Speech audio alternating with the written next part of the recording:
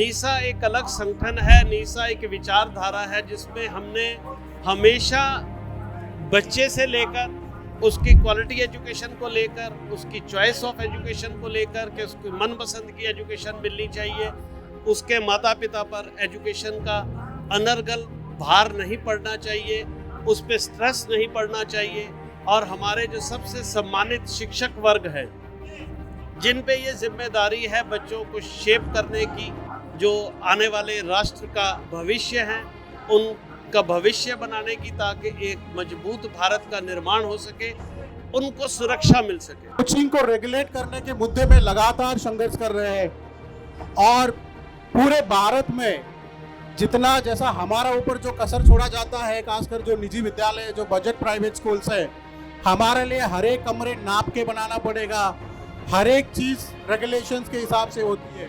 लेकिन पूरे देश में कोचिंग इंडस्ट्री के ऊपर कोई रेगुलेशन नहीं है।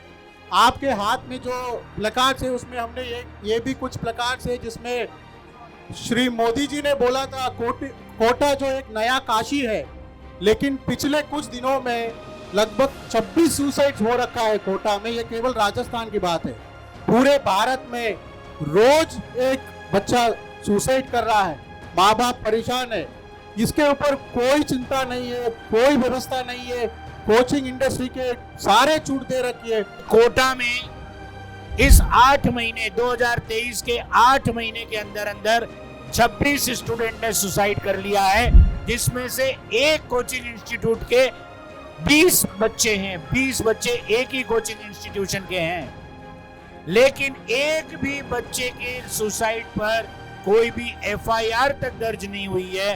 किसी की गिरफ्तारी होना तो बहुत दूर की बात है। कोचिंग की बच्चे ने, माता पिता आते हैं, अपने बच्चे का शव, उसकी बॉडी लेकर के चले जाते हैं, कहीं कोई जिक्र नहीं होता, जैसे बच्चे की कोई लाइफ ही नहीं है, उसकी कोई वैल्यू ही नहीं है। साथियों, मेरा कहना, ये बच्चों की सुसाइड तो सबको दिखाई दे रही है, लेकिन जो दिखाई नहीं दे रहा है, जिसके ऊपर मैं बरसों से कह रहा हूं कि इन कोचिंग की वजह से बच्चे सुसाइड तो कर रहे हैं, लेकिन स्कूलें सुसाइड कर रही हैं। स्कूलें बंद हो रही हैं, क्योंकि बच्चा अब स्कूलों में नहीं जाता बल्कि कोचिंग क्लासेस में जाता है।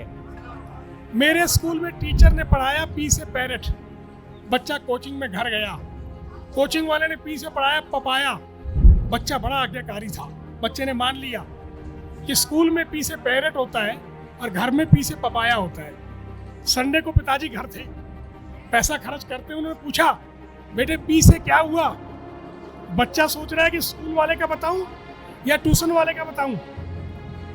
इसमें देर हो गई, अचानक पिताजी ने कान पर दिया, पी से होता है पागल तू। बच्चे ने सोचा नया टीचर और आ गया, पहले तो पी से पपाया और पैरेटी थे, पी से पागल और हो गया। सीबीएसई हर रोज नए नए ऑर्डर। मैंने तो सीबीएसई के चेयरमैन और डायरेक्टर साहब को कहा था कि साहब, दुनिया में लोग अपनी गलतियों से नहीं सीखते, दुनिया में कोई भी आदमी अपनी गलतियों से नहीं सीखता। अगर गलतियों से सीखता होता तो गलतियां खत्म हो गई होती, अगर गलतियों से कोई सीखता तो गलतियां खत्म हो गई होती, जेलें खाली हो गई होती। आदमी किसी के सक्सेसफुल मॉडल से सीखता है, और आप तो संस्था हैं सीबीएसई, आप काहे को नहीं हर एक डिस्ट्रिक्ट, हर एक स्टेट में एक सक्सेसफुल स्कूल चला देते, ताकि वो स्कूल आए, उस मॉडल को देखें और सीख लें। क्योंकि काम करना मुश्किल है।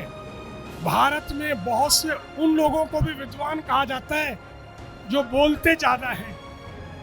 मैंने सीबीएसई को लिखा, हमारे पास बाबा बहुत हैं, आप बाबागिरी बंद करो, काम करके दिखाओ। कि अगर देश को विश्व गुरु बनाना है तो जो शिक्षा में कुरीतियां हैं, जो शिक्षा में भ्रष्टाचार ने अड्डा जमा लिया है, इसको खत्म करना मोदी जी बहुत जरूरी है। देश जब विश्व गुरु था उस समय शिक्षा हमारी चरम स्थिति पर थी, हमारे शिक्षक का सम्मान चरम स्थान पर था।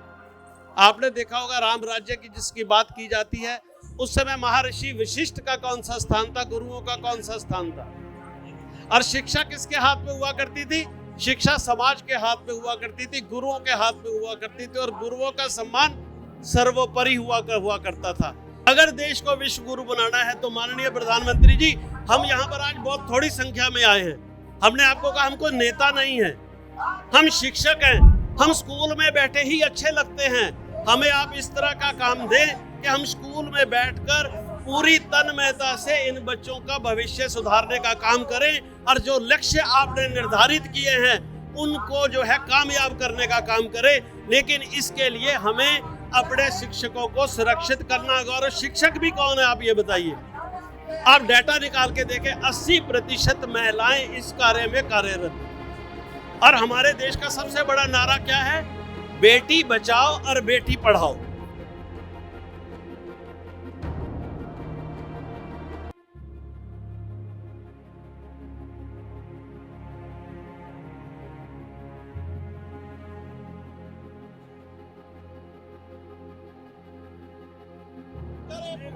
मुझे चाहिए सुरक्षा का अधिकार, देश का शिक्षक करे पुकार, मुझे चाहिए सुरक्षा का अधिकार, शिक्षक करे पुकार, मुझे चाहिए सुरक्षा का अधिकार।